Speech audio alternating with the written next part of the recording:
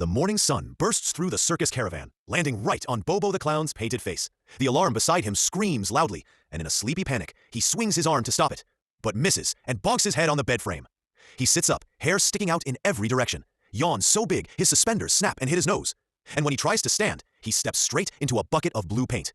He freezes, looks down, and sighs as paint drips from his shoe. Still half asleep, he slumps at his wobbly kitchen table, holding a bottle of milk. He twists and squeezes the cap until the bottle bursts open, splashing milk all over his face and hat. He blinks through the mess, wipes his eyes, and sighs again.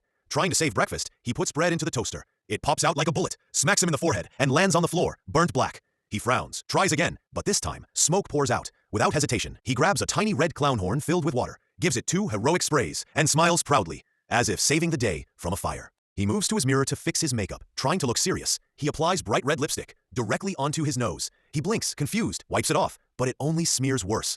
Grabbing a puff of white powder, he leans in, just as a giant sneeze explodes from his nose, sending a storm of powder flying everywhere. When the cloud clears, he looks like a ghost clown in a rainbow wig. He studies himself, tilts his head, then nods proudly. Perfect.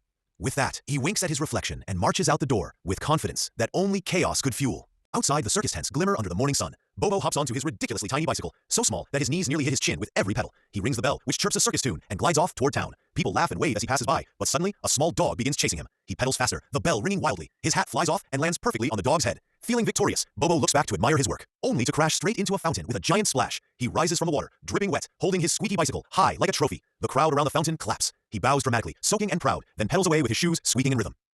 Later that day, still whistling and juggling 3 oranges, Bobo strolls through the busy market. He spots a banana peel lying on the ground ahead. Narrowing his eyes, he steps over it carefully and triumphantly, as though defeating a mighty enemy. He turns around to celebrate his success, and instantly slips on another peel right behind him. His arms flail in the air as he spins and crashes to the ground. Dazed, he looks up just as a man walking past steps on the same peel and tumbles right on top of him.